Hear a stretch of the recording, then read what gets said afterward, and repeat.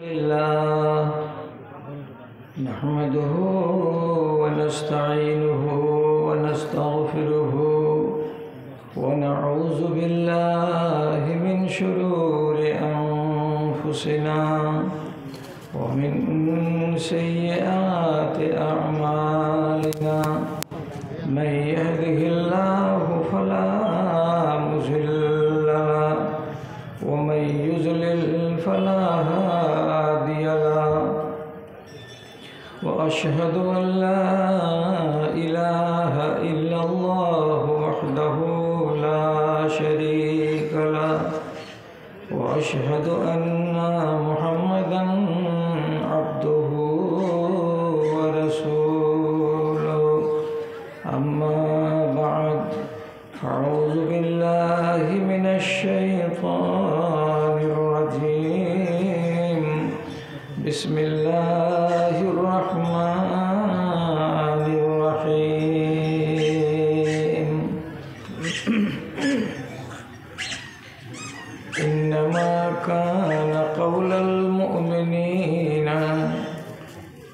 إذا دعوا إلى الله ورسوله ليحكم بينهم أن يقولوا سمعنا وأطعنا أولئك هم المفلحون. وقال الله تبارك وتعالى فما لهم عن التذكرة معرضين كأنهم حمر مستنفرة فرت من قسورة.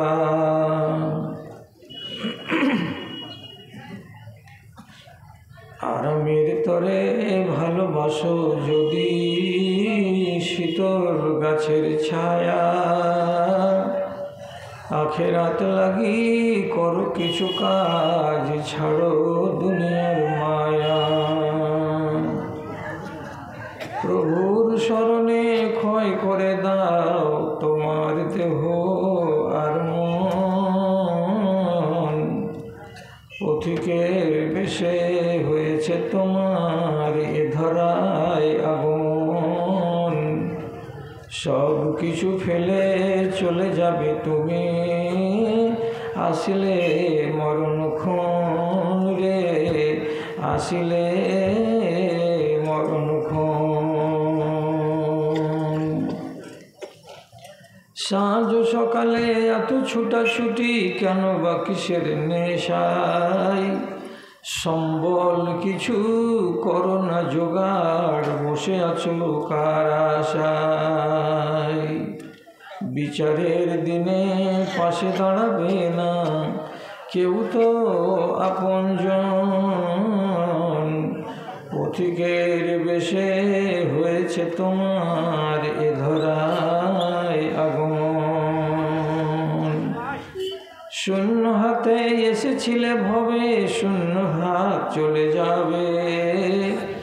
ধন আর জন গাড়ি আর বাড়ি সবই পড়িয়া রবে রে, সবই পড়িয়া রবে।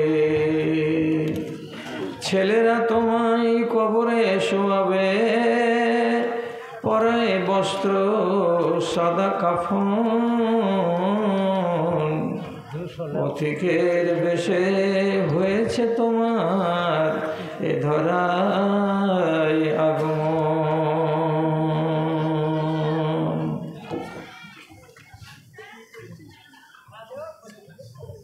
মাননীয় সভাপতি সাহেব, সমবেত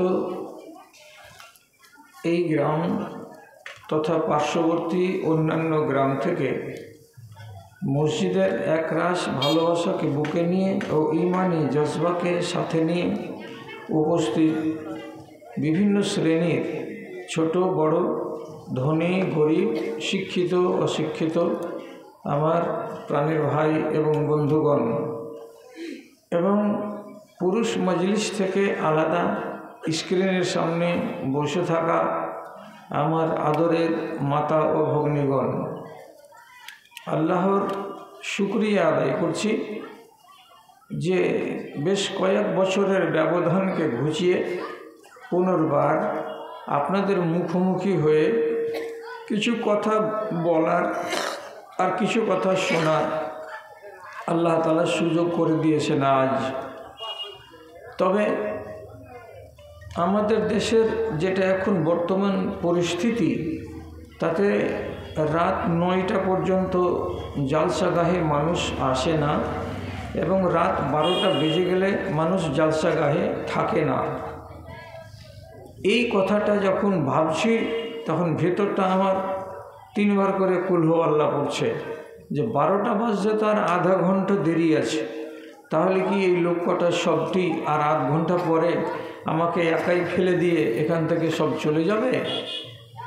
তো ভাবনার সাথে সাথে একটা আর্জি যে এইরকম রাতগুলো তো রোজ পাওয়া যাবে না। তো আপনাদের কাছে আমি একটু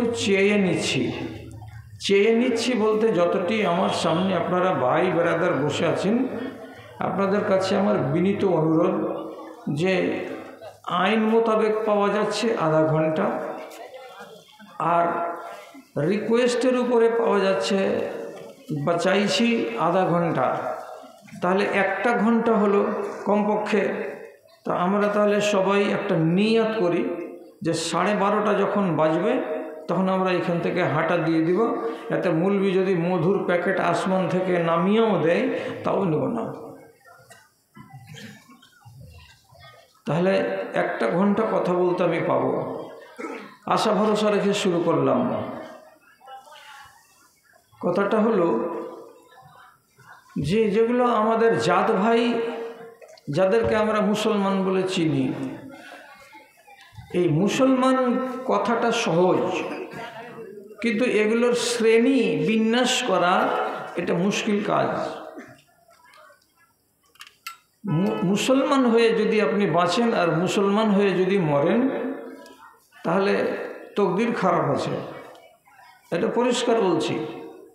তকদির খারাপ আছে। আপনাকে মুমিন হয়ে বাঁচতে হবে আর মুমিন হয়ে মরতে হবে, তাহলে তকদিরে আলো ফুটবে। এখন এই মজলিসে আমরা কতজন লোক মুসলমান আছি আর কতজন লোক আমরা মুমিন আছি, এই জিনিসটাকে একবার দেখব। দেখতে গিয়ে আপনি যদি গুরুত্ব না বুঝেন যে মুসলমান কাকে বলে আর মুমিন কাকে বলে, তাহলে বুঝবেনটা কি দিয়ে? এই জিনিসটা প্রথমে আপনাকে শিখাবার জন্য বলছি। যে মানুষটা মুখে বলবে এই 5টা কথা বা করে দেখাবে, সেই মানুষটাকে বলা যাবে মুসলমান। 5টা লা ইলাহা ইল্লাল্লাহ, নামাজ আদায় করা, যাকাত আদায় করা, হজ ফরজ আছে সেটাকে করে দেওয়া, আর রমজান মাসে রোজা রাখা, এটির নাম হলো ইসলাম। ইসলামকে জীবনে কোনোদিন লুকাতে পারবেন না, কোনোদিন লুকাতে পারবে না কেউ। আপনি হজ করতে যাবেন, লুকিয়ে হজ করা যাবে? যাবে না। আপনি নামাজ পড়বেন, লুকিয়ে নামাজ পড়া যাবে? যাবে না। আপনি রমজান মাসে না খেয়ে সারাদিন রোজায় থাকবেন, লুকিয়ে এইভাবে রোজা করা যাবে? যাবে না। কাজে মাথায় কি চড়ালাম? ইসলাম এই 5টা জিনিসের নাম। 5টা জিনিসকে জীবনে লুকানো যাবে না। আর ঈমান কার নাম? এবার গুনেন। ঈমান কাকে বলে? আল্লাহর উপরে বিশ্বাস রাখা। যত নবী এসেছেন দুনিয়াতে তাদের উপরে বিশ্বাস রাখা, আল্লাহর সমগ্র ফেরেশতাদের উপরে বিশ্বাস রাখা, যতগুলো আল্লাহ তাআলা আসমান থেকে কিতাব নাযিল করেছেন সবকে বিশ্বাস করা, এবং আমার তকদিরে ভালো আছে মন্দ আছে কিছু একটা আছে এটাকে বিশ্বাস করা, এবং মরার পরে আমাকে হিসাবের জন্য আল্লাহর সামনে দাঁড়াতে হবে এটাকে বিশ্বাস করা। এই 6টা জিনিসের নাম ঈমান। 6টা জিনিসের নাম ঈমান। এবার তফাৎ কি? পৃথিবীর কোনো মানুষের সামনে আপনি নিজের ঈমান দেখাতে পারবেন না। তফাৎ বুঝা গেল? ইসলামকে লুকানো যাবে না, ইমানকে দেখানো যাবে না। কোনো মানুষকে আপনি দেখাতে পারবেন না যে দেখো আমার ইমান। দুটোতে আসমান জমিন তফাৎ। এবার ছোট করে শুধু বলছি আল্লাহকে বিশ্বাস করা। আপনারা সব লোক বলবেন কে আছে যে আমরা আল্লাহকে বিশ্বাস করি না? আমরা সবাই বিশ্বাস করি আল্লাহকে। এই বিশ্বাস করা কথাটা খালি বাংলাতে বলে দিবেন আর বিশ্বাস হয়ে যাবে, তা হবে না। কিভাবে বিশ্বাস করতে হবে আপনাকে? এইভাবে, ওয়া হুয়া মাআকুম আইনামা কুনতুম, যেখানেই তুমি থাকো না কেন, নদীর তলায়, পাহাড়ের গুহায়, বিল্ডিংয়ের ভেতরে, কাচের ঘরে, গাছের উপরে, যে কোনো জায়গায় পৃথিবীর থাকো না কেন, আল্লাহ রাব্বুল আলামিনের রিমোট কন্ট্রোলের মধ্যে আপনি আছেন। 1 সেকেন্ডের জন্য রিমোট থেকে গায়েব হবেন না। কথা বোঝা গেল? এই বিশ্বাসটা গাঢ় করতে হবে অন্তরের ভেতরে। আমার আল্লাহ রাব্বুল আলামিনের আমি চোখের সামনে আছি, আমার রেহাই নেই পার পাওয়ার। আপনাদের মসজিদে সিসি ক্যামেরা লাগা আছে, কাজ ভাঙুক তো কোনো মায়ের লাল। এবার কত বড় বাপের বেটা আছিস, তোকে যদি বের করতে না পারা যায় তো কেন লাগানো আছে ওখানে 50,000 টাকা দামের জিনিস? আপনি আল্লাহ রাব্বুল আলামিনের সিসি ক্যামেরাতে আছেন। এই কথাটা মগজে যতদিন পর্যন্ত স্থির না হবে ততদিন পর্যন্ত আপনি বলতে পারবেন না এই কথাটা যে আমি আল্লাহকে বিশ্বাস করি। একটা উদাহরণ আর দিচ্ছি। সহিহ হাদিসে লেখা আছে, ফাইন্নাহু ইয়াসমাউ ইলা দাবিবি নামলাতিন সাউদা আলা সাখরাতিন সাউদা ফি লাইলাতিন সাউদা।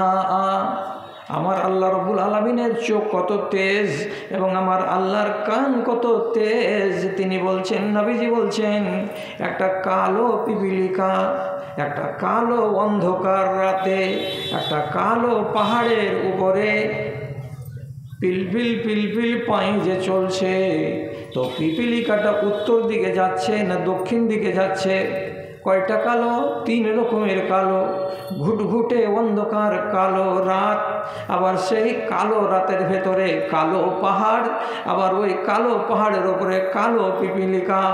এত ঘুটঘুটে ঘুটঘুটে অন্ধকারের ভেতরে পিপিলিকাটা যে পা তুলে তুলে যাচ্ছে, আমার রব বলছেন, আমার নবীকে বললেন, আমি কোটি কোটি মাইল দূর থেকে ওই পিঁপড়ের পাগুলোর তলায় যে আওয়াজটা হয় সে আওয়াজটা পর্যন্ত আমি শুনতে পাই, এবং পিঁপড়াটা কোন দিকে হাঁটা দিচ্ছে আমি সেটাও দেখতে পাই। জোরে বলুন সুবহানাল্লাহ। এই আল্লাহর উপরে বিশ্বাস আছে। আপনি এবার ফজরের নামাজ ছেড়ে দিয়ে খুব মজা করে ল্যাপ মুড়ি দিয়ে শুয়ে আছেন, আপনাকে কে দেখবে? ওখানে কি ক্যামেরা যাবে? যাবে না, ঢাকা পড়ে আছে। আপনাকে আল্লাহ তাআলার নজরে আপনি আসলেন না, ফাঁক পড়ে গেল তো গেল, আল্লাহ ধরতে পারলো না। এটা বিশ্বাস করেন? যদি এই কথাটা আপনি বিশ্বাস করেন যে আমাকে কে দেখলো, আমি তো ঢাকা ছিলাম, ঘরের কোণে ছিলাম, তাহলে গেছে গেছে। এইটার উপরে আপনার ইমান যতক্ষণ মজবুত না হবে ততক্ষণ পর্যন্ত ইমান মজবুত হবে না।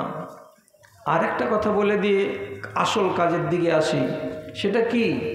ফেরেশতার উপরে কেন ইমান আনবো গো? ওরা কি করে? ফেরেশতার উপরে আপনাকে ইমান আনতে বলা হলো, না হলে আপনি ইমানদার নন। লম্বা করে ওয়াজ শোনাবো না কেন, যে আমার চেহে নেওয়ার টাইম আছে 12:30।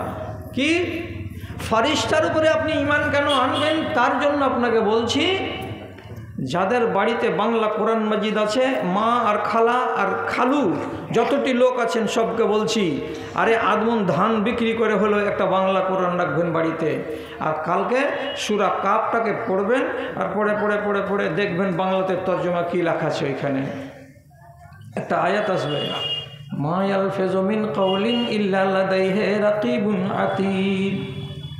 তোমার মুখ দিয়ে যে একটা কথা বেরোবে, ভালো হলেও তা লিখে নেবে, মন্দ হলেও তা লিখে নেবে, 1 সেকেন্ড দেরি করবে না। আবার ডান কাঁধে ফেরেশতা আছে আল্লাহ রাব্বুল আলামিনের নিযুক্ত করা।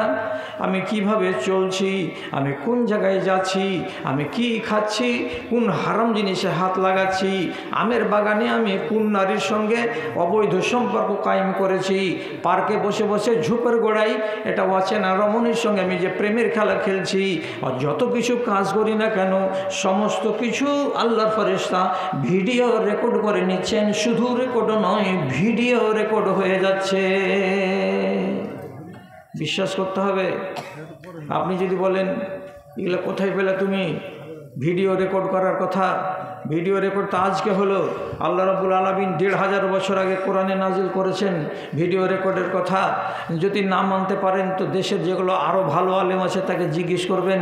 কিয়ামতের দিন একটা লোক, ওকে আল্লাহ তাআলা বলবেন তুই আসামি, বলবে আমি আসামি নই আল্লাহ, আমার বাড়ির গোড়া তো মসজিদ ছিল, আমি ৫ ওয়াক্তের আজান শুনতাম, আমি নামাজি ছিলাম। আল্লাহ বলবেন তুই আসামি, বলছে জি না আমি আসামি ছিলাম না। আসামিকে সাব্যস্ত করার জন্য আল্লাহ তাআলা কিয়ামতের দিন 4টা পথ অবলম্বন করবেন, কোনো একটাতেই ধরা পড়ে যাবে বান্দার। একটা পথ অবলম্বন করা হবে সেই দিন। সেটা কি? আল্লাহ কোরআনে লিখছেন ইয়াউমা তুবলাস সারাইরু ফামা লাহু মিন কুওয়াতিন ওয়ালা নাসির। আল্লাহ তাআলা বলবেন ফেরেশতাকে, এ আমার ফেরেশতারা, এই ছেলেটা নিজেকে আসামি বলে স্বীকার করে না, এই ছেলেটার ভিডিও যেগুলো রেকর্ড করেছো চিপসটাকে বার করো, আর বার করার পরে আমার চোখের সামনে ক্যাসেটটাকে চালিয়ে দাও।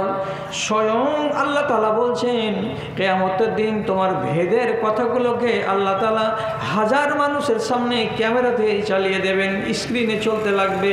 কতদিনের আয়ুগুলো, যখন বয়সটা ছিল 25 বছর, যখন বয়সটা ছিল 30 বছর, যখন যৌবন আমার গায়ের ভেতরে তেজ হয়েছিল, সেই বয়সে যখন আমি কোনো কুলাঙ্গারি করেছি, যখন আমার দ্বারাই কোনো অপরাধ হয়েছে, আল্লাহ তাআলা ওই ক্যাসেটটা চালিয়ে দেবেন।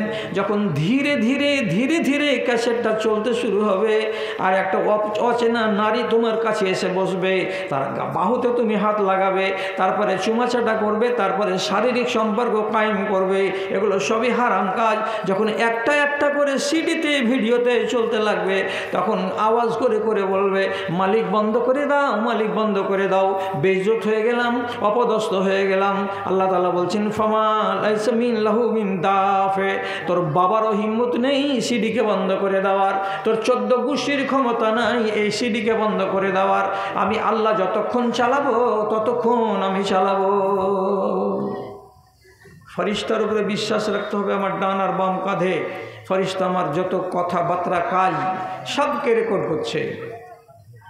এই কথার বিশ্বাস যদি থাকে তাহলে আপনাকে বলা হলো ইমানদার। ইমানদারে আর বেঈমানে তফাৎ কি? আর ইমানদারে আর মুসলমানের তফাৎটা কি? এবার শুনেন ঠিক করে কথা। কাকে বলে মুমিন আর কাকে বলে মুসলমান? মুসলমান একটা লোক লা ইলাহা পড়েছে, নামাজও পড়ে, রোজাও করে, হজও করে, যাকাত দেয়, ঠিক আছে। তারপরে ওর সামনে যদি অন্যায় চলে আসে, যেমন মোবাইল কেউ রেখে দিয়ে চলে গেছে, ভুলে গেছে, মোবাইলটা কুড়িয়ে নিল, পট করে সুইচ অফ করে দিল। জালসা শুনতে এসে কি জালসা শুনলেন যে একটা লোক মোবাইল ফেলে দিয়ে চলে গেছে, ভুলে গেছে, তো মোবাইলটা সুইচ খুলে রাখলে না, সুইচটাকে বন্ধ করে দিলে। কেন? যাতে হালাল হয়ে যায়। মোবাইলটা হালাল হয়ে যাবে, মোবাইল সুইচ অফ করে দিবে, বাড়ি গিয়ে ইয়েটা খুলে ফেলে দিবে, নতুন সিম লাগিয়ে দেবে, হালাল। তাহলে এই হলো নমাজ পড়া চোর। আপনি নমাজও পড়েন, রোজাও করেন, ঠিক আছে, জুমার দিন জুমা পড়তে এসেছেন, সবারই আগে বেরিয়ে গেলেন, আপনার স্যান্ডেলে 5টা আঙুলের দাগ 1 ইঞ্চি করে ডোবা হয়ে বসে আছে। ও স্যান্ডেল থাকলো একটা কটকটা তাজা স্যান্ডেল, পয়দা বাড়ি চলে এলেন। বাড়ি লেগেছেন স্যান্ডেল কখন লিলাজি, তাই ঝিদু জোহর তেলিয়া জুমা পড়তে গেছেন রে। এটা হলো চোট্টা ইমানদার। নামাজও পড়ে দেবে, সাথে সাথে যদি সুযোগ পেয়ে যায় তো শয়তানিও করে দেবে। এই যার সাথে ভালো থাকবে আর তাল পেয়ে গেলে মন্দ করে যাবে, এই লোকটার নাম হলো মুসলমান। এটা হলো মুসলমান। আর মুমিন কাকে বলে? তো মুমিনের পরিচয় শুনুন এবার। আল মুমিনুনা হাইয়ুনা লাইয়ুনা কাল ইবলিল আনিফে। মুমিন কাকে বলা হয়? একটা 4 কুইন্টাল ওজনের উঁটকে তার মালিক তাকে ধরে জোর করে তার নাকটাকে ছেঁদা করে, আর করার পর একটা লোহার বালা লাগিয়ে দেয়, কড়া লাগিয়ে দেয়। সেই কড়াটাতে একটা সুতো বেঁধে দিয়ে একটা নাবালক বাচ্চাকে যদি ধরিয়ে দেয়, তো নাবালক ছেলেটা তার ওজন হবে 40 কেজি, আর ওই ছেলেটা টানবে কাকে? তো 4 কুইন্টাল ওজনের একটা উঁটকে। তো উঁটটা নাবালক বলে মাথা ঝাড়া দেয় না, আর নাবালক মালিক যেদিকে টেনে টেনে নিয়ে যায় সেদিকে সেদিকে কাই মনে হেঁটে হেঁটে যায়। ওই যাস্তা না খা আনা খা। ওর মালিক যদি গরম বালুর উপরে ইশারা করে বলে বস বস, বসে যা বসে যা, ওইখানে উটটা কোনো দিন হুজ্জতি করে না, এরে মালিক তুই আমাকে গরম বালুর উপরে কেন শুয়াবি, প্রতিবাদ করে না। যেখানে শুয়াবে সেখানেই শুয়ে যাবে, বসে যাবে।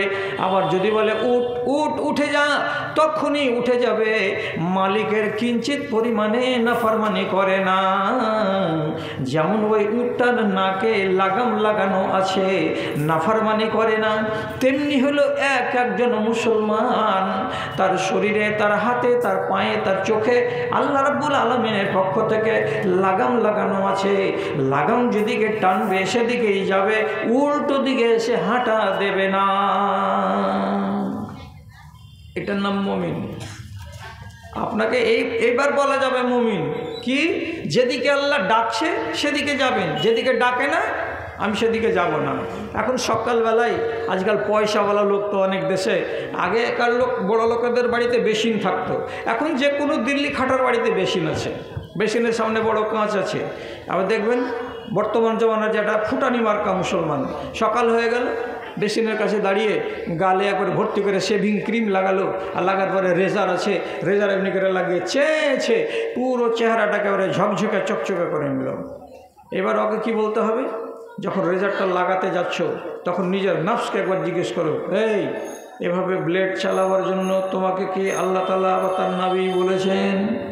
যদি বলে না, রেজারটা হটাও, মুখটা ধুয়ে নাও, তাহলে তুমি ওই উঁটের মতো হলে যে উঁট মালিকের ফরমাবরদারি করে। আর তুমি যদি বলো চালিয়ে দিলাম, তো তোমার নবীকে বলেছিলেন চালাও, বলেছেন না, নবী বলেছেন চালাবে না, তাহলে নবীকে তুমি বুড়ো আঙুল দেখালে, তাহলে তোমার নাম মুসলমান হবে না মুমিন হবে? নিজের খাতায় নিজে লেখো। আমি কেন লিখবো? হ্যাঁ, ওই ডাবাতে কে বসে আছে ভদ্রলোকটিকে কত দিয়ে উঠে বাড়ি জানা রে, তোকে নিয়ে নাই চোখে ছোড়ারা, হ্যাঁ উঠে দাও না জি, একেবারে কেউ উঠে দাও না যে বাড়ি যা। হ্যাঁ, ওর থেকে 1.5 ইঞ্চি আরও উঁচা, খালি মোবাইল হাতে টিপলে পাদা বার হবে। আর এদিকে দেখো না কত ফুটানির বাচ্চা, ফুটানি সব জালসা শুনো না, বসে বসে ডাইনা ভ্যাকার ভ্যাকার করছে। আচ্ছা, তো বুঝতে পারা গেল যে মুসলমান কাকে বলে আর মুমিন কাকে বলে। আপনি কিভাবে মোর জীবনটা কাটাবেন, এবার পরিণামটা বলি। কয় রকমের মানুষ আছে দুনিয়াতে? প্রথমে বলেছিলাম 2 রকমের, এবার খানিকটা সহা হয়ে গেছে আপনার কাজে, আমি এবার পরিষ্কার বলে দিচ্ছি। দুনিয়াতে মুসলমান আছে 3 প্রকারের। এগুলোকে বলা হয় মুসলমান, এগুলোকে বলা হয় মুমিনিন, আর এগুলোকে বলা হয় মুসলেহীন। মুমিন কারা? যারা যেইটুকু আল্লাহ তাআলা ইবাদত দিয়েছেন ফরজ সেইটুকু করে, আর বেশি করতে পারে না, কিন্তু কোনোদিন আল্লাহর অন্যায় মুনকার কাজে হাত দেয় না। মদ খায় না, সুদ খায় না, রান্ডিবাজিতে যায় না, বেশ্যাগিরিতে যায় না, চুরিতে যায় না, ছিনতাই যায় না, রাহাজানি করে না, পরনিন্দা করে না, গীবত করে না, মা বাপকে গালমন্দ করে না, ইত্যাদি ইত্যাদি, কোনো মন্দ কাজে যায় না।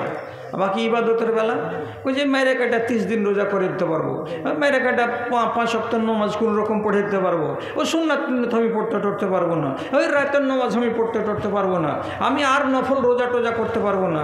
পারি তো আমি 1 মণ ধান সাদকা দিয়ে দিব, কিন্তু আমি আর অতিরিক্ত 1.5 মণ 3 মণ 4 মণ আমি দিতে পারবো না।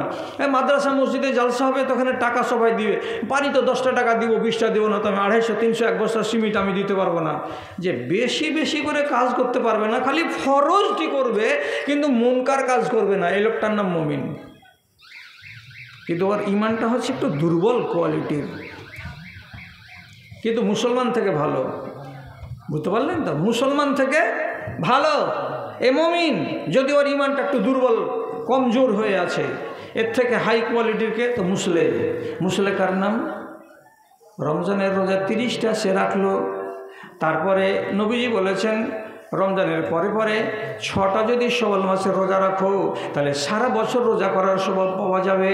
লোকটা বলছে ছাড়লাম না, 6টা রোজা করে দিল, এটা হলো নফল। আশুরার রোজা হলো 2 দিন, ওটাকেও ছাড়লো না, করে দিল। তারপরে আরাফার রোজা হলো 1 দিন, ওটাকেও ছাড়লো না, করে দিল।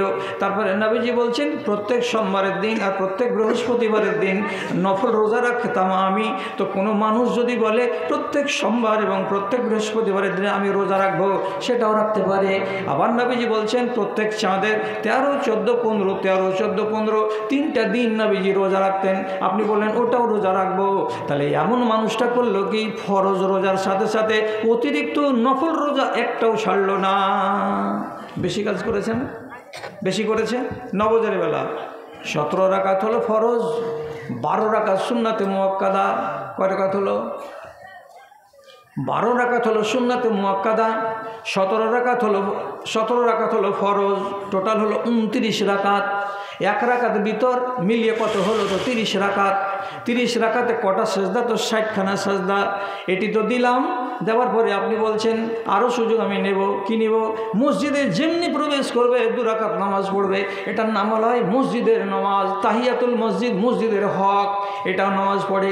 আবার একটা মানুষ আছে কি বেলা 8টা যখন হয়ে যাবে মৌলবীর মুখে শুনেছে কেউ যদি বাঁশ নামাজ পড়ে তো আল্লাহ সওয়াব দেয়, এটাকে বলা হয় চাষ নামাজ, এটাকে বলা হয় বাঁশ নামাজ। লোকটা বাঁশ নামাজও ছাড়ে না। আবার একটা লোক আছে এমন যে লোকটা রাইট টাইমে মসজিদে চলে এসেছে, জোহরের টাইমে, জামাত খাড়ো হতে এখনও 15 মিনিট দেরি আছে। তো জোহরের ফরজ নামাজের আগে 4 রাকাত যেটা সুন্নাতে মুআক্কাদা ছিল ওটা পড়ে নেওয়ার পরে মনে মনে বলছে বসে বসে সময় না কাটি আরও 2 রাকাত পড়ে দিই, 4 রাকাত পড়ে দিই। 2 রাকাত 4 রাকাত পড়ে দিল, এটা হলো নফল নামাজ। লোকটার জি ভরল না, তখন সে করলো কি রাতের বেলায় রাত্রি 1টা 1:30টার সময় উঠে গিয়ে তারাবির নামাজ পড়তে শুরু করলো। 8 রাকাত তারাবির নামাজ এবং 3 রাকাত ভেতর 11 রাকাত নামাজ সে পড়ে দেয়। এরকম করে অতিরিক্ত নামাজ যারা পড়ে দেয় তো তাকে বলা হয় মুসলে। এই লোকগুলোর চরিত্র হলো সব ক্ষেত্রে বেশি বেশি করে ইবাদত করা। এ হলো হাই কোয়ালিটির মুমিন। এই 2 কোয়ালিটির মুমিন মরার পরে বিনা হিসাবে জান্নাত যাবে। বলুন আলহামদুলিল্লাহ। বিনা হিসাবে জান্নাতে যাবে, এদের হিসাব হবে না। একবার হবে না, এই হবে। কেমন হবে? আল্লাহ তাআলা ডাকবেন, ওই শোনো, কি নাম? মকবুল হোসেন, বাড়ি কোনটায়? ভৈরবপুর। ওহো, যাও বেটা যাও। হিসাব হয়ে গেল, হিসাব হয়ে গেল। এটা আল্লাহ সবই জানেন যে এই মকবুল হোসেনটা কেমন, এটাই হিসেব। আর আরেকটাকে ডাকবে, এই তোর নাম কি? হ্যাঁ নাম জাদ আলী। তো তোর মাথার চুল তো দেখে লাট্টু মার্কা লাগছে, আগে দিয়ে খাড়ো। হিসাব দিতে হবে। যখন এর কাছে হিসেব চাইবে এর গোদলা গরম হয়ে যাবে, আল্লাহ কোন কথা কইছো তুমি? যার কাছে নবীজি বলছেন হিসেব আল্লাহ তাআলা চেয়ে নিলেন, এবার তুমি লেখে যে চলে গেলাম রসদ তলে। আর যার কাছে রব্বুল আলামিন হিসাব চাইবেন না, খালি হাজিরি চাইবেন। আমজাদ আলী এসো, বাড়ি কোথায়? জন্নতপুর। ও দক্ষিণ মাথার, চলো যাও। এটাকে কোরআনে আল্লাহ তাআলা কি বলছেন? হিসাবান ইয়াসিরা, এমন হিসাব হবে যে আসান আসান আসান হবে। আরেকগুলো হিসাব কি হবে? নবীজি বলছেন মান্নুকেশা, যেই মানুষটার হিসাব নিতে গিয়ে আল্লাহ তাআলা তন্ন তন্ন করে ধরবেন। তুই কত বছর বেঁচেছিলি? বলে 62 বছর। যৌবন কাল তোর কত বছর? বলে 40 বছর। নমাজ কত সালে ধরেছিলি? বড় বড় চোখ করে হা করে তাকাবে, মনে পড়ে না আল্লাহজি? ভালো করে বল, হিসাব করে। তখন বলবে আল্লাহ একবার মনে পড়ছে 15 বছর বয়সে আমার বাপের সাথে একদিন জুমা মসজিদে গেছিলাম, আগেকার দিনটি কি করেছিলি হিসাব লাগা। তারপরে আল্লাহ রাব্বুল আলামিন জিজ্ঞেস করবেন তাকে, ধন কতটি কামাই করেছিলি, কোনখান থেকে করেছিলি, হালালে না হারামে বল। তারপরে জিজ্ঞেস করা হবে দোতলা বাড়ি হলো কোথাকার টাকাই, টাকার ভেতরে হালাল আছে না হারাম আছে, পঞ্চায়েতে বারিং করা টাকা আছে না বাপের ধান বিক্রি করা টাকা আছে, হিসাব লাগা। এমনি করে যখন পাই করে হিসাব আল্লাহ তাআলা শুরু করবেন, গাওয়া সে ধ্বংস হয়ে যাবে, পার পাবে না।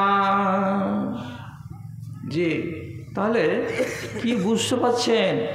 বোঝা যাচ্ছে এই যে কিয়ামতের দিন বিনা হিসাবে জান্নাতে যাবে 2 দল, একগুলো হলো মুমিনিন আর একগুলো মুসলিহিন। আর যারা মুসলমান আসবে তারা তাদের বেলা দাঁড়িপাল্লা একদম পরিষ্কার। কার কার মুখস্থ আছে জি সূরা ইজা জুলজিলাতিল আরজটা দেখাও তো। আরে দেখাও না হাত তুলে। ইজা জুলজিলা কয়টা লোকের আছে? ঘুরে ফিরে 15-20 আর বাকিটি হুমাদারি।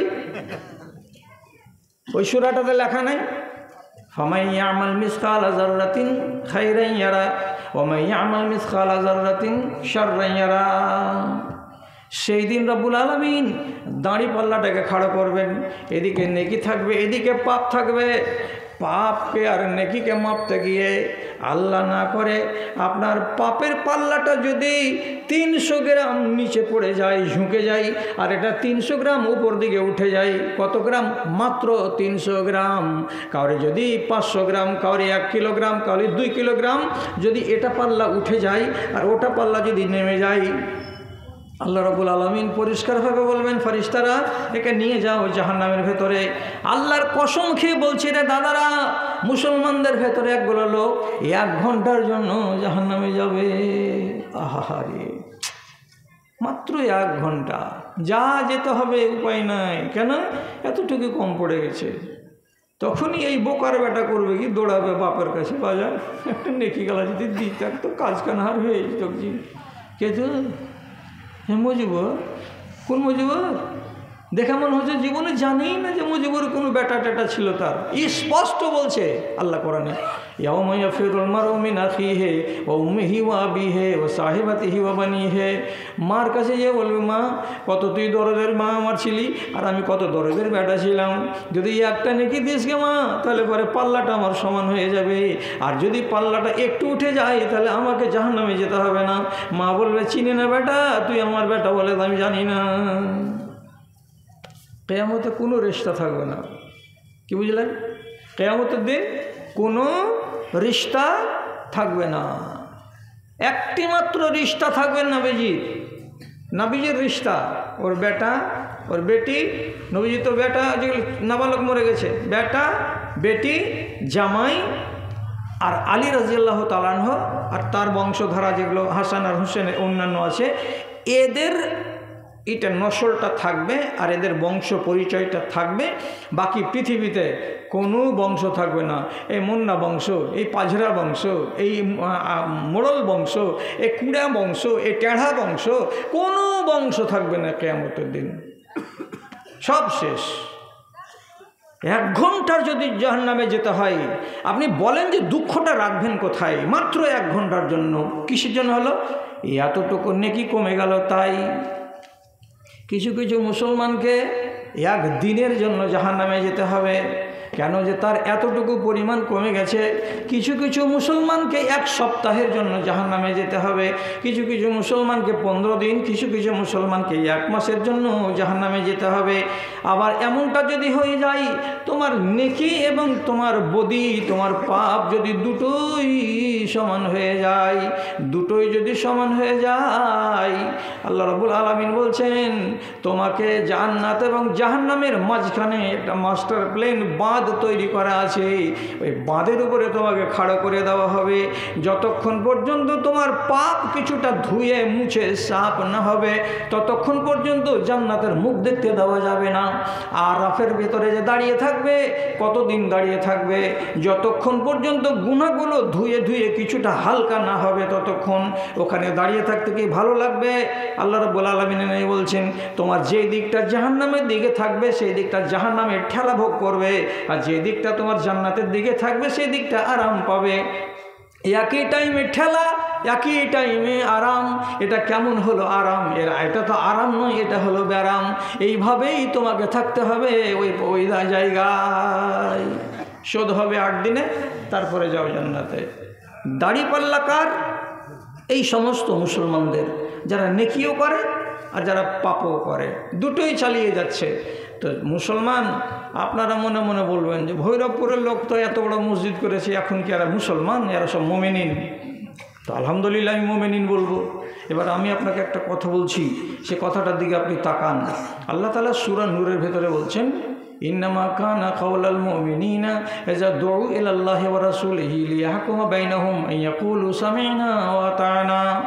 যারা মুমিন হবে তাদের পরিচয় হবে এটাই, যখন কোনো মানুষ তাদেরকে ডাকবে আল্লাহ রাব্বুল আলামিনের দিকে এবং তার নবীর দিকে, তখন লোকগুলো শুনবে কথাগুলো, শোনার পরে বলবে সামি'না ওয়া আতা'না, শুনলাম রে বাবা শুনলাম, দোকান দিয়ে শুনলাম, আর তারপরে পরে বলবে আতা'না, আমরা মেনে নিলাম, এটা অন্তর থেকে মেনে নিলাম। শুনলাম আর শোনার পরে মেনে নিলাম। যারা এই কথাটা বলবে, শোনার পরে মানার যারা স্বীকৃতি দেবে, তারা কি আল্লাহ তাআলা তখন বলছেন উলাইকা হুমুল মুফলিহুন, এই লোকগুলো হলো কল্যাণপ্রাপ্ত লোক, এরাই নাজাত পাবে কিয়ামতের দিন। তাছাড়া যারা শুনে তারপরে মানে না, এই লোকগুলো কল্যাণপ্রাপ্ত নয়। যারা শুনেও না, যারা মানেও না, তারা কল্যাণপ্রাপ্ত নয়। শর্ত কি দিলে?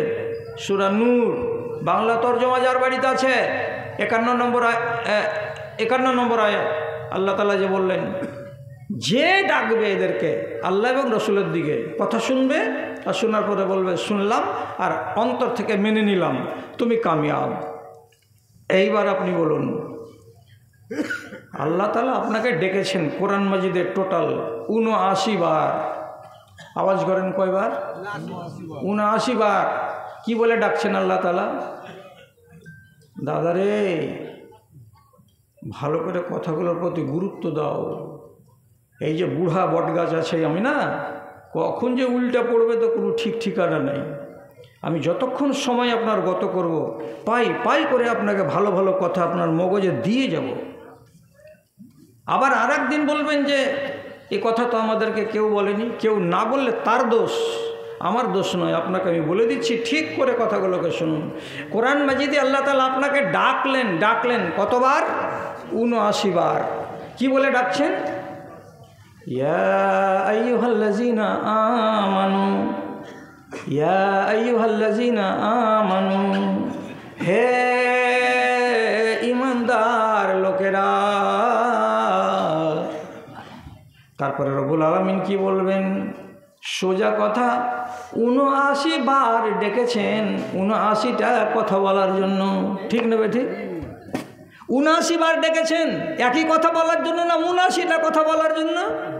79টা কথা বলার জন্য আপনাকে ডেকেছেন। কতবার ডাকলেন আমার মাবুদ? 79 বার ডাকলেন। একবার ডাকছেন আপনাকে কি বলে? ইয়া আইয়ুহাল্লাযীনা আমানু দুখুলু ফিস-সিলমি কাফা, ও মুমিনেরা যত দুনিয়াতে বেঁচে আসো, জগন্নাথপুর আর টালবাংরোয়ার সিরিজ বনাম আর ভৈরাপুর সব মুসলমান মুমিনকে বলছি, তোমরা ইমানের সীমানার ভেতরে সম্পূর্ণরূপে প্রবেশ করে যাও। ইমানের সীমানাতে থাকো, ইমানের বাইরে থাকিও না। দাদারা চালা করেন তো একটু। বুড়ি কাবাডি তো খেলেছেন ছোটোকালে, তো বুড়ি যে ঘরখানে থাকো এটা বড় না ছোট? ছোট। বুড়ির যদি পাখাটা আঁকের ওপরে থাকে আর আপনি যদি ওকে ছুঁয়েলেন, ওইটা পুড়িল হয় না? হয় না? পুড়িল হয়। আঁকে পা কেনে দিলি তুই? তোকে থাকতে হবে আঁকের ভিতরে, আঁকে কেন পা এলো? কিন্তু খেড়ুরা যে ঘরের ভেতরে আছে ওখানে আঁকে পা লাগলে কোনো ক্ষতি হবে না, কিন্তু বুড়ি যে ঘরের ভেতরে আছে সে ঘরের আঁকের ভেতরে তোমাকে থাকতে হবে। আঁকে পা দিতে গেলেই তুমি দাগি। আল্লাহ তাআলা কি বলছেন? ইসলামের যেটা সীমানা আছে, সীমানার ওই পারে থাকিও না, সীমানার এই পারে চলে আসো। একবার ডাকলেন। এখন এই ডাকটাকে নিয়ে যদি আপনাকে বলি, এই গায়ের লোক কতটি সীমানার ভিতরে আছো, তার ওখান থেকে একটা লোক বলছে সীমানাটা কত বড় আছে দেখাও, তাহলে তার ভিতরে থাকবো? সীমানাই তো চিনি না আমরা। তো সীমানা আগে চিনবেন, তারপরে বলবেন যে সীমানার ভেতরে আমি আছি বা আমি থাকবো। এটা তো সত্যি কথাই। তাহলে তাকান সীমানাটা কত বড়। সীমানাটা আল্লাহ রাব্বুল আলামিন কেমন করে বানিয়ে রেখেছেন আপনার জন্য। ইন্নাল লিকুল্লি মালিকিন হিমান ওয়া ইন্না হিমাল্লাহি মাহারিমুহু। বাংলাদেশের দেশটার চৌহদ্দি আলাদা, ভারতবর্ষের চৌহদ্দি আলাদা, নেপালের চৌহদ্দি আলাদা। প্রত্যেক দেশ নিজের বর্ডারে মিলিটারি খাড়া করে রেখেছে। তুই যেন এদিকে না আসতে পারিস, তেমনি ভারতের বিএসএফ দাঁড়িয়ে আছে বর্ডারে, তোরা যেন এই দিকে আসতে না পারিস আর এদিকের লোক যেন ওই দিকে যেতে না পারে। বর্ডারে সিকিউরিটি ফোর্স খাড়া করে রাখা আছে। প্রত্যেক দেশ নিজের বর্ডারটাকে জোগায়। আল্লাহ তোমার দিনের সীমানাটা, ইসলামের সীমানাটা কত বড়। তো নবীজি বলছেন আল্লাহর দিনের সীমানাটা কত বড়, তো তোমরা মগজে কথাটাকে সাজাও। কিভাবে সাজা বললাম? তো বলছে আল্লাহর দিনকে চারিদিকে মিলিটারি দিয়ে ঘেরা আছে, চারিদিকে মিলিটারি দিয়ে ঘেরা আছে। মিলিটারি গেলা কি?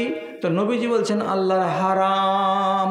আল্লাহর হারাম, হারাম মানে কি? এখানে আছে কি চুরি, ওখানে আছে কি ডাকাতি, ওখানে আছে কি রাহাজানি, ওখানে আছে কি ব্যভিচার, এখানে আছে কি সুদ, এখানে আছে কি মদ, এখানে আছে কি জাদু, এখানে আছে কি শিরিক, এখানে আছে কি গীবত, এখানে আছে কি পরনিন্দা।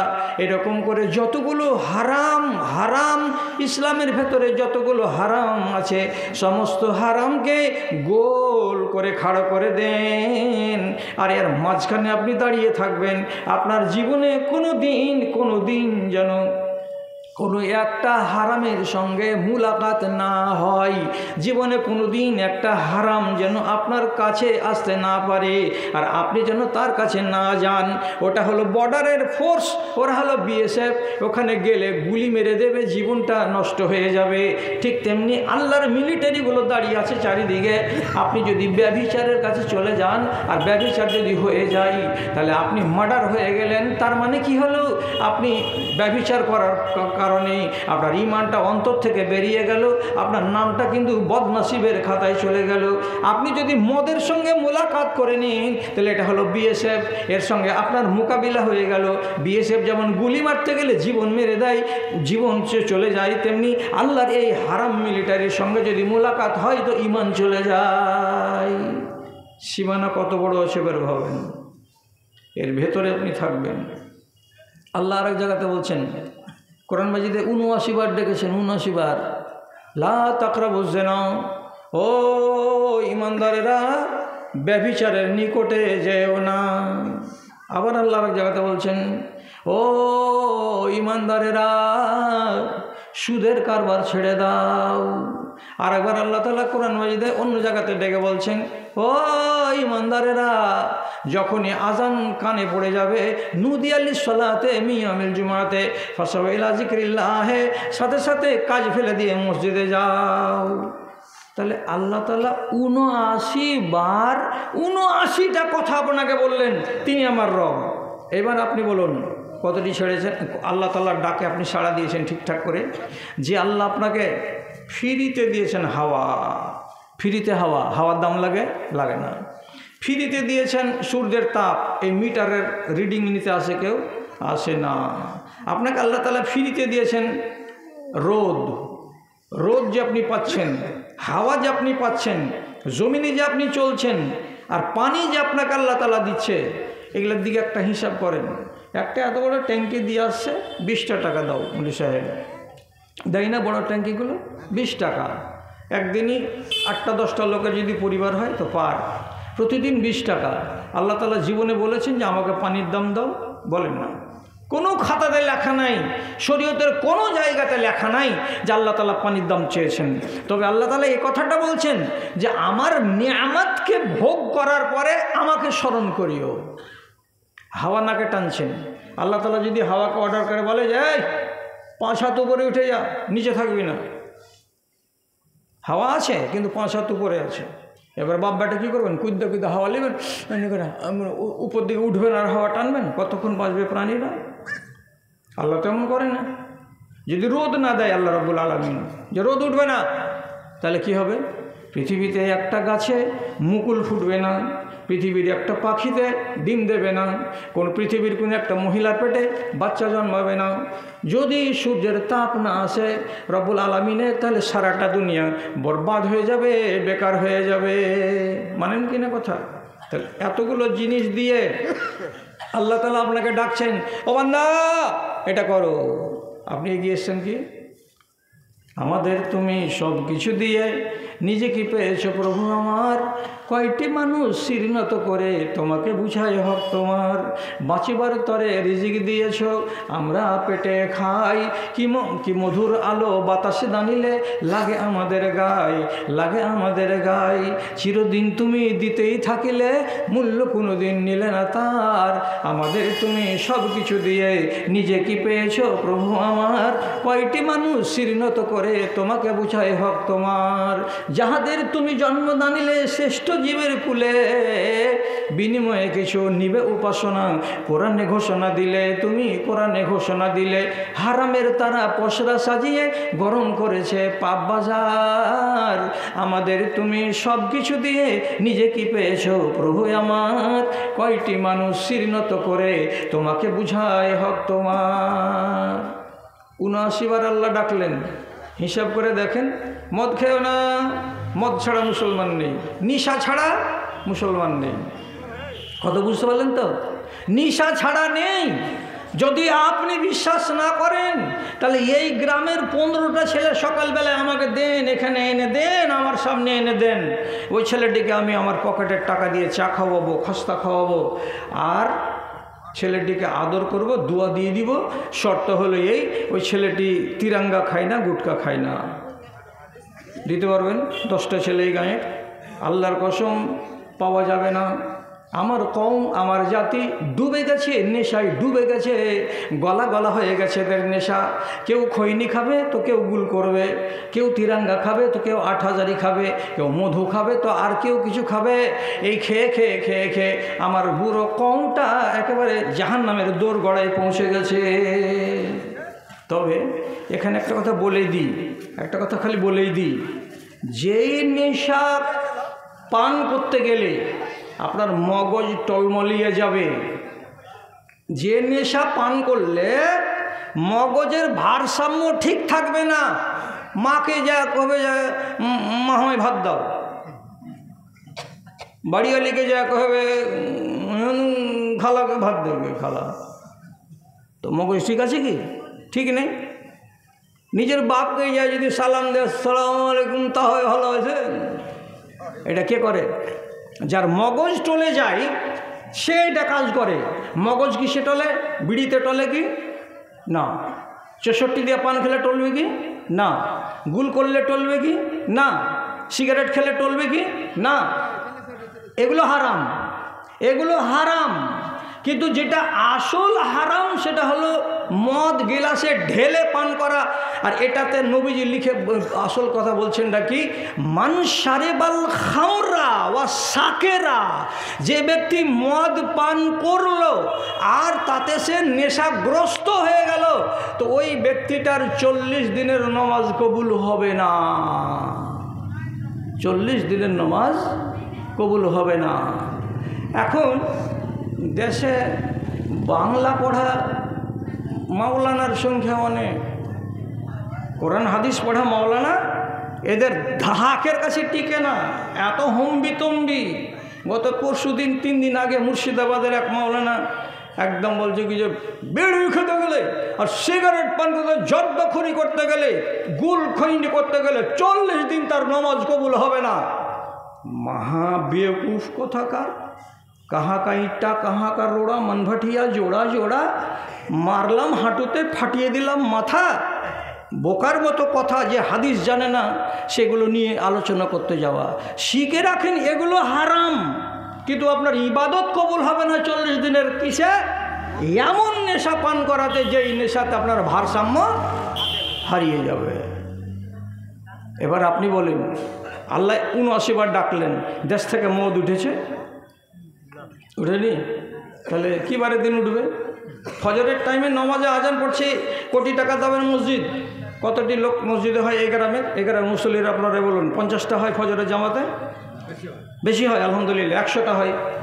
জোয়ানগুলা থাকে 2-10টা। কোনটি থাকে বেশি? যারা ওয়েটিং লিস্টে আছে কবরে যাওয়ার। খালি কনফার্ম হতে দেরি আছে, 3-4 দিনের ভেতরে কনফার্ম হয়ে যাবে, ফাটাফাট চলে যাবে একবারে কবরের দিকে। এই ওয়েটিং লিস্টের লোকটি মসজিদে আছে কেন? যে দুনিয়াদারি ওরকে শেষ, এখন আখেরাতের গোড়াতে আছে। আর যারা বলবে যে এই তো এখন বডিতে এখন কি আছে, বল আছে, এই স্টিল বডি, এখন গুজরাট যাব আর দিল্লি বোম্বাই যাব আর টাকা কামাবো, এখন ফের নামাজ কিসের? ওকে দেখবেন ঘরের ভেতরে শুয়ে আছে। একে আল্লাহ পাকের নবী হাদিসের ভাষাতে বলেছেন জিফাতুন বিল্লাইল ওয়া হিমারুন বিন নাহার। যারা এশারের নামাজ পড়েনি, পা হাত ধোয়নি, বিনা পা হাত ধোয়াতে বিনা নামাজ পড়াতে শুয়ে গেছে, আর ফজরের বেলাও জাগতে পারলো না, সকাল 7টাতে জাগলো, একে নবীজি বলছেন এগুলো হলো মরা কুকুর। আপনি আমার ঘাটা ঘেরবেন নাকি? তুই কেন এই ভাষাটা বলছিস? আরে তা আমার বাপের জমিদারিতে আছে কি? শিয়ালের বিলে আমার বাপের 12 বিঘে জমি আসে, তো ওখান থেকে কেটে এনেছি আমি। এটা তো নবীজি হাদিসে বলছেন জিফাতুন বিল্লাইল ওয়া হিমারুন বিন নাহার। এ মানুষগুলো হচ্ছে কি মরা কুকুর, সব শুয়ে আছে মরা কুকুরের মতো। যেন মরা কুকুরকে ড্রেনের পাশে ফেলে দিয়ে আসবেন বুধবার, শুক্রবারের বার 3 দিন পরে যদি দেখবেন তো ওই যে ট্যাঙ্ক ছাড়া ছিল তো ট্যাঙ্ক ছাড়াই গেছে, আর বদলি নাই। তাহলে আপনি এবার বলুন যে আল্লাহ রাব্বুল আলামিনের এতবার করে ডাক দেওয়াকে আমি আজ পর্যন্ত স্বীকৃতি দিতে পারিনি, তাহলে আমি মুসলমান না মুমিন? এবার আপনাকে নিজেকে লিখতে হবে কলম দিয়ে। রসুলুল্লাহ ডাকছেন আপনাদেরকে, এক গাদা ডাক দিয়েছেন আল্লাহ পাকের রসুল হাদিসের ভেতরে। আপনাকে একটা একটা করে খালি শোনাবো কি, 1-2-4টা আপনাকে উদাহরণস্বরূপ বলছি। নবীজি বলছেন গণকদারের কাছে যাইও না, তকদির পড়ে দিও না, কেউ তকদির পড়ে দিতে পারবে না। গণকদারের কাছে গিয়ে আংটিটাকে হাতে ভরে নিয়ে বলবে কি, এই আংটি যদি ব্যবহার করো তো ধাতু পড়া বন্ধ হয়ে যাবে, এই আংটি যদি পরো তো তাহলে তোমার ফাঁড়া কেটে যাবে, এমন কথা বলে দিয়ে যদি তোমাকে আংটি দেয়, আল্লাহর কসম যে ব্যক্তি কোনো গণকদারের কাছে যাবে সে ব্যক্তি নিজের ইমানটাকে বিক্রি করে দিয়ে আসবে। আর গণকদারের দেওয়া আংটি যদি হাতে পড়ো ফাকাদ আশরাকা, মানুষটা শিরিক করেছে, আর শিরিকের উপরে খাড়ো আছে, শিরিক করেই চলেছে। কাজে এমন কাজ কেউ করো না। অথচ কত মুসলমানের হাতে দেখতে পাবেন রাশির আংটি লাগানো আছে। আচ্ছা, রসুল কি মানা করেননি? আমার দিকে তাকান, গরু বাছুরের গলায় তোমরা টুনটুনি ঝুলাবে না, নিষেধ আছে। গরু বাছুরের পাছা দিকে কলকি পুড়িয়ে দাগ লাগাবে না, এটা করতে মানা আছে। নবীজি বলছেন পরনার দিকে এমনি করে করে তাকাবে না, এটা নিষেধ করা আছে। তারপর আমি আপনাকে বলছি আল্লাহ পাকের নবী বলেছেন ও রমণীরা, তোমরা তোমাদের চোখের উপরের এই ভুরু যাকে বলা হয়, ভুরুর চুলগুলোকে চিমটে দিয়ে দিয়ে উপরে উপরে পাতল করে নিও না, কিংবা পার্লারে গিয়ে বিউটি পার্লারে গিয়ে এমন সুন্দর করে সাজগোজ করবে যে বিউটি পার্লারের লোকেরা তোমার চ্যাপটা ভুরুগুলোকে উপড়ে উপড়ে সরু বানিয়ে দেবে, আর সরু বানিয়ে দিয়ে তোমাকে সুন্দরী বানিয়ে দেবে। এমন কাজ করতে যেও না। তারপরে নবীজি বলছেন পর চুলা লাগিয়ে তোমার চুলগুলোকে বড় করতে যেও না। রাসূলুল্লাহ বলছেন লানাল্লাহুল ওয়াসিলাতা ওয়াল মুস্তাওসিলাতা ওয়াল ওয়াশিমাতা ওয়াল মুস্তাওসিমাতা ওয়াল মুতাফাল্লিজাত। যে নারীরা করে কি, মিস্ত্রির কাছে যাই আর যাওয়ার পরে দাঁতগুলোকে চোখা চোখা করে নেয় যাতে দেখতে ভালো লাগে। যেই মেয়ে ছেলেরা ভুরুগুলোকে উপরে পাতলা করে নেয় তাদের উপরে আল্লাহ রাব্বুল আলামিনের লানত হয়। যেই মেয়ে ছেলেরা এবং যেই বেটা ছেলেরা হাতে গোদানি দেয়, হাতে গোদানি গোদানি গোদানি যেগুলো আমাদের দেশে ট্যাটু বলা হয়, যারা ট্যাটু তৈরি করে হাতে পায়ে মুখে কোনো কোনো জায়গায়, এদের উপরে আল্লাহ রাব্বুল আলামিনের লানত। তো রসুল তো অনেক কথা বলছেন, আপনি ওদিকে কান করেছেন কি? আবার বলছি ভালো করে তাকান, কথার দিকে খেয়াল করুন। নবীজি বলছেন আশরু মিনাস সুন্নাতে, 10টি হলো আমার সুন্নাত। কি কি 10টি সুন্নাত? গলায় পানি দাও দিয়ে গার্গিল করো, কখন তো অজুর টাইমে। নাকে পানি দাও দিয়ে নাকটাকে ঝেড়ে দাও, কখন তো অজু করার টাইমে, এটা আমার সুন্নাত। নবীজি বলছেন তাকলিমুল আজফারে, নখ যদি বড় হয়ে যায় নখকে কেটে দাও। নাতফুল এবেতে, বগলের চুলগুলোকে যদি হাতে ধরতে পারো তো ধরে ছিঁড়ে ছিঁড়ে ফেলে দাও। তারপরে নবীজি বলছেন কাশুর সারেবে, মুজগুলো কেঁচি দিয়ে ছোট করে দাও। তারপরে নবীজি বলছেন ইফাউল লেহিয়াতে, যদি চেহারায় দাড়ি বেরিয়ে থাকে তো দাড়িগুলোকে ছেড়ে দাও, বড় হতে দাও। তারপরে নবীজি বলছেন হালাকুল আনাতে, যৌনাঙ্গে চুল বের হবে, নাভির নিচে চুলগুলোকে 40 দিনের আগে আগে কেটে সাফ করে দাও। তারপরে নবীজি বলছেন বাড়িতে যদি বেটা ছেলে জন্মে তাহলে অল্প কিছু দিনের মাথায় 5 বছরের হতে হতে তার খাতনাটা করে দাও। এগুলো সবই আমার সুন্নাত, সবই আমার সুন্নাত। নবীজি তো অনেক কথা বলছেন। আল্লাহ বললেন 79 জায়গায় নবীজি তার চাইতে অনেক বেশি জায়গা বলছেন, এটা করো, এটা করিও না, এটা ধরে না, এটা ছাড়ো, এটা ছাড়িও না, অত কথা বলেছেন। আমার দাদারা, অত কথা বলার টাইম নাই। আপনারা নিজেরা বলুন তো, যেটি সুন্নাতের কথা বললাম, সে সুন্নাত থেকে আপনি কত দূর মেনেছেন? আল্লাহর কসম লাগে, আমাদের জাত ভাইয়ের ভেতরে 6 ছেলের বাপ হয়ে গেছে, দাড়ি রাখতে তার ইচ্ছা করে না। আমাদের ভেতরে অনেক আছে এমন মানুষ, গলায় পানি দিয়ে গার্গিল করে না, নাকে পানি দিয়ে নাক ঝাড়ে না। এর মানেটা কি? সে ওযু করতেও যায় না, নামাজ পড়তে যায় না। তাহলে আল্লাহর ভালোবাসা কি দিয়ে পাবেন? তাহলে রসুলের ভালোবাসা কি দিয়ে পাবেন? ভালোবাসা নেই তো আমরা কি না খেয়ে মরে গেছি? না খেয়ে মরিনি তো কেন বেঁচে আছি? আল্লাহ তাআলা বলছেন, কাফেরকেও দানা দিব, মুমিনকেও দানা দিব, মুসলমানকেও দানা দিব, কাউকে না খাইয়ে মারব না। কিন্তু জেনে রাখো, কাফেরদের জন্য দুনিয়াটাকে জান্নাত বানিয়েছি, আর মুমিনদের জন্য দুনিয়াটাকে জেলখানা বানিয়েছি। আর মানেটা কি? তো নবীজি বলছেন, জেলখানাতে যেমন সবগুলো সুবিধা পাওয়া যায় না, কষ্ট করতে হয়, ওই রকম মুসলমান রে তোরা দুনিয়াতে কিছুটা কষ্ট করতে হবে। কেমন কষ্ট জি আল্লাহ?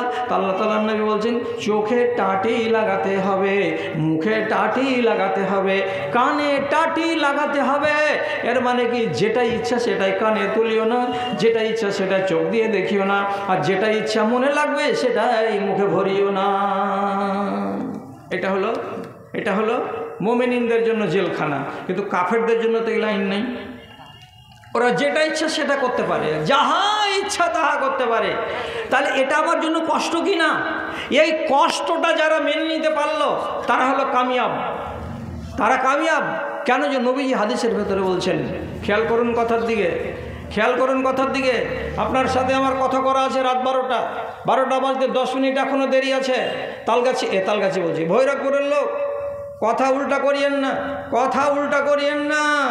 যেটা কথা রিকোয়েস্ট করেছি আপনাদের কাছে, আমার দাবিটাকে রাখেন। আর 9খানা মিনিট কথা বলতে গেলেই 1 ঘন্টা আমার পুরো হয়ে যাবে। আপনি চলে যাবেন তো চলে যাবেন। আর এইটুকু কথা দিচ্ছি আপনাকে, যে যদি আমার শেষ হওয়া পর্যন্ত, অর্থাৎ 12:30 পর্যন্ত আর 11টা মিনিট, 9টা মিনিট আপনি দাঁড়ান, তো শেষখানে আমি আপনাদের সবার জন্য আপনাদেরকে সাথে নিয়ে বাপ মা দাদু নানি সবারই নামে একটু ছোট করে দোয়া করব। আপনি যদি শরীক হতে চান তো আমি 9খানা মিনিট আপনি আমাকে টাইম দেন, তারপরে আপনি এখান থেকে চলে যাবেন। আমি ওয়াজ করব না, আপনাকে পাকা কথা দিলাম। সেটা কি কথা বলছি? কষ্ট না করলে আপনি সুখ পাবেন না। কেন? কষ্টর মধ্যেই লুকিয়ে আছে আপনার সুখ। কেমন করে লুকিয়ে আছে? আপনাকে শুধু একটা কথা বলি, ভালো করে বুঝেন। নবী ইব্রাহিম একটা বেটা পেয়েছিলেন 80 বছর বয়সে। বেটাটার নাম ইসমাইল। আপনি নিজে বলেন তো, 80 বছর বয়সে যদি একটা লোক ছেলে পায়, বেটা পায়, তো কত আদরের হবে। আল্লাহ, স্বামী স্ত্রীর তাইতে গেছে ছেলের লেগো, শেষে যদি ছেলেটা পাওয়া গেল, তো 1 মাসের কচি বাচ্চা আর স্ত্রীকে আল্লাহ রাব্বুল আলামিন ইব্রাহিম নবীকে বলছেন, ইব্রাহিম তোমার বাড়ি হচ্ছে প্যালেস্টাইন, ওই ইসরায়েল দেশের কাছে আছে প্যালেস্টাইন, ওখানে তোমার স্ত্রীকে তুমি কাবার কাছে রেখে এসো, বাড়িতে রাখা চলবে না। নবী ইব্রাহিম স্ত্রীকে আর বেটাকে সাথে করে নিয়ে চাল ছাতু যা ছিল ব্যাগে করে নিয়ে হাঁটতে লাগলেন। 1 মাসের রাস্তা হেঁটে কাবার পাশে স্ত্রীকে রেখে দিলেন, বাচ্চাকে কোলে করে নিয়ে বিবি বসলো। কোরআনে আল্লাহ তাআলা লিখে রেখেছেন সাফ করে, টাইম নেই বলার। ওখানে প্যালেস্টাইন থেকে মক্কা নগরী কিলোমিটারের অঙ্ক করতে পারছি না, তবে এরোপ্লেনে 3.5 ঘন্টা আসতে টাইম লাগে, আর এরোপ্লেন 1 ঘন্টাতে 800 কিলোমিটার চলে। একটা এরোপ্লেন 800 কিলোমিটার চলে 1 ঘন্টায়, 3.5 ঘন্টা টাইম লাগে জেদ্দা পর্যন্ত আসতে। তাহলে একটা কম আর বেশি আইডিয়া পেয়ে গেলাম। এত দূর রাস্তা হেঁটে চলে আসলেন এরা 3 জন লোক। স্ত্রীকে আর বাচ্চাকে রেখে দিয়ে নবী ইব্রাহিম আবার উত্তর দিকে রাস্তা ধরলেন এমনি করে। এইখান থেকে 50 মিটার দূর হেঁটে চলে গেছেন তো স্ত্রী মনে মনে বলছে, আল্লাহ, এখানে মানুষ নেই, জন নেই, ঘর নেই, বাড়ি নেই, কেউ নেই, ছাউনি পর্যন্ত নাই, এমন একটা নির্জন জায়গাতে একটা খাঁ খাঁ করছে ছোট্ট চারকোনা ঘর। এই ঘরখানের কাছে মাঝে মাঝে একটা করে লোক আসছে, চারিদিকে 7 চক্কর কেটে নিয়ে তপ করে বাড়ি চলে যাচ্ছে, কেউ তো এখানে টেকে না। তো এমন জায়গায় আমার স্বামী আমার কোলের বাচ্চাকে রেখে দিয়ে এদিকে কেন হাঁটতে লাগলেন? ভয় হচ্ছে বেটি ছেলে তো। তখন জানবার জন্য এমনি করে স্বামীকে ডাকছে। কী করে ডাকছে? বুখারীর হাদিস বলছি, ইয়া ইব্রাহিম আইনা তাযহাব, ও ইব্রাহিম স্বামী কোথায় যাচ্ছ? নবী ইব্রাহিম ঘুরে তাকালেন, জবাব দিলেন না, ফের হাঁটতে লাগলেন। আবার 25 মিটার হাঁটা হয়ে গেল। স্ত্রী দেখছে এখান থেকে যে হেঁটে তো চলেই যাচ্ছে, কথা তো বলে না। আর একবার বলে দেখি, আমরা এই বাচ্চাকে কোলে করে আমি কী করবো? এখানে ঘর নেই, বাড়ি নেই, জনবস্তি নেই, কিছু নেই। আবার আওয়াজ দিচ্ছে, ইয়া ইব্রাহিম আইনা তাযহাব, ইব্রাহিম তুমি কোথায় যাচ্ছ? নবী ইব্রাহিম ঘুরে তাকালেন, কোনো জবাব দিলেন না। বারে এবারে আরও খানিক চলে গেলেন। মেয়ে লোক মানুষ, ধৈর্য ধরতে পারে না। আল্লাহ, একাই এখান করে আমি পড়ে থেকে গেল, স্বামী চলে যাচ্ছে, 0.5 কিলোমিটার চলে গেল, কিছু বলছে না। তো এইবার তখন হাজেরা বলছে, অন্য প্রশ্ন করি। কি প্রশ্ন? এবার 3 নম্বর প্রশ্ন করছে, ইয়া ইব্রাহিম আমারাকাল্লাহু বিহাযা, ও নবী ইব্রাহিম, তোমাকে কি তোমার আল্লাহ এই রকম করে আমাকে আর আমার কোলের বাচ্চাকে নির্জন জায়গাতে ফেলে চলে যেতে বলেছে নাকি? যদি তোমার আল্লাহ বলে থাকে তাই বলো, আর অন্য কোনো কারণ থাকে তো তাই বলো। তখন ইব্রাহিম আওয়াজ দিয়ে বলছেন, না, হ্যাঁ বিবি, আমাকে আমার আল্লাহ বলেছেন তোমাকে এইভাবে রেখে দিয়ে চলে যেতে। আল্লাহু আকবার। আপনি নিজে বলেন, আপনি একটা আদরের বাচ্চা, 1 মাস বয়স হয়েছে, বাচ্চাটাকে ফেলে দিয়ে বাপ যে বাড়ি চলে যাবে, তো কত মনটা বলবে যে আল্লাহ রে, ছেলেটাকে চুমা খেতাম, তো ছেলেটা নাই। একটা নিজের স্ত্রী যার সঙ্গে এত সুখ সম্পর্ক, ওই মহিলা যদি কাছে না থাকে তো মনটাতে কত ব্যথা লাগে। এইগুলো যে করতে গেলেন, তো আপনি নিজে বলুন তো, নবী ইব্রাহিমের মনটাতে কত ব্যথা হয়েছিল। কেন ব্যথা কবুল করলেন? কেন এত কষ্ট করলেন জানের উপরে? একটাই কথা, আল্লাহর আদেশ, আল্লাহর হুকুম। উনি যেটা বলেছেন সেটা করব, তাহলে উনি আমাকে রিজিক দেবেন, উনি আমাকে হাওয়া দেবেন, উনি আমাকে পানি দেবেন, উনি আমাকে ঈমান দেবেন। আর উনার কথা মেনে যদি কবরে যায় তো আমার আখিরাত কল্যাণকর হবে। আর উনার কথা যদি না মানি তাহলে আমি ধ্বংস হয়ে যাব। এই কথাটা নবী ইব্রাহিম জানের উপরে কষ্ট করে নিলেন, আর কষ্টটাকে মেনে নিলেন কে? তো বিবিও। লাভটা কি হলো? কি লাভটা হলো? কষ্টকে মেনে নেওয়ার কারণে আজ পর্যন্ত, এখন পর্যন্ত 1450 বছর থেকে বেশি হয়ে গেল, দুনিয়াতে চলতেই আছে সিলসিলা। কি? ইসমাইলের পায়ের তলা থেকে জমজম ফুটলো, পানি ছিল না, পানি বেরিয়ে গেল। পার গুল্লার এড়িতে কোনো দিন পানি বের হয় খাল থেকে? আল্লাহর হুকুম। এবার আপনি শিখে নিলেন। আর সাফা মারওয়া 7 বার দৌড়ালো, পানি পানি পানি পানি পানি পানি। কে দৌড়ালো? হাজেরা। আজ হজ করতে যাবেন তো 7 বার দৌড়াতে হবে সাফা মারওয়া। কার স্মৃতি? হাজেরা। আপনি ওইখান থেকে একটু দূরে চলে যাবেন মিনার মাঠে যেতে গিয়ে নবী ইব্রাহিম ছেলেকে কুরবানি করতে গেছিলেন, শয়তান বিভ্রান্তি করেছিল। তার জন্য আল্লাহ তাআলা শয়তানকে পাথর মারার কথা বলেছেন। 3টা বুতকে 7টা করে 3 7 21টা পাথর মারতে হয়। কার স্মৃতি? নবী ইব্রাহিমের। তাহলে ইব্রাহিম নবী কষ্ট করেছেন। তো আজ পর্যন্ত ভারতবর্ষের কোন কথা, সারা পৃথিবীর যত হাজি আছে সবাই জানে। 7 চক্কর দিলাম, এই স্মৃতিটা কার? তো হাজেরার। কার বাড়িওয়ালি? তো নবী ইব্রাহিমের বাড়িওয়ালি। এই যে জমজম পান করলাম, ইন্দারাটা কোথায় ফুটেছিল? তো ইসমাইলের পায়ের গুল্লাতে ফুটেছিল। তাহলে স্মৃতিটা কার সঙ্গে জড়িয়ে? তো ইসমাইলের সঙ্গে জড়িয়ে।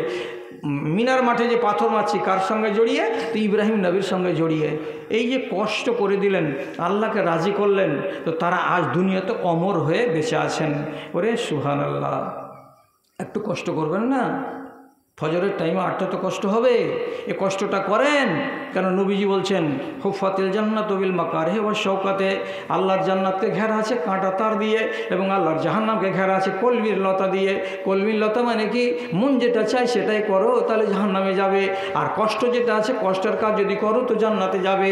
জান্নাতকে ঘেরা আছে কাঁটা দিয়ে আর জাহান্নামকে ঘেরা আছে কলমি লতা দিয়ে।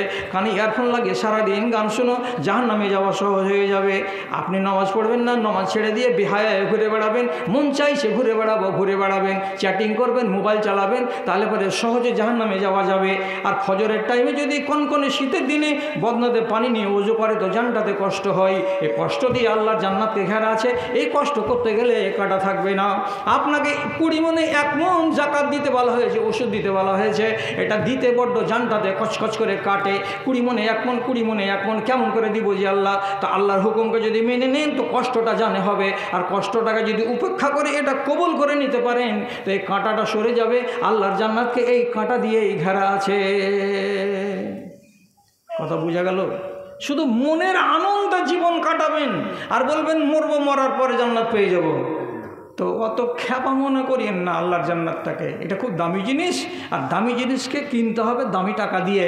আর জানেন, শেষ কথা, আমার টাইম হয়ে গেছে, যেটুকু চেয়ে নিলাম, শেষ কথা, আপনাদের এই দুর্বৃত্তপনার কারণে হাদিসে লেখা আছে আল্লাহর পোকামাকড়গুলো কষ্ট পাচ্ছে মাটির তলায়। আল্লাহ পানি বন্ধ করে দিচ্ছেন, তখন বেচারারা পোকামাকড় কষ্ট পাচ্ছে।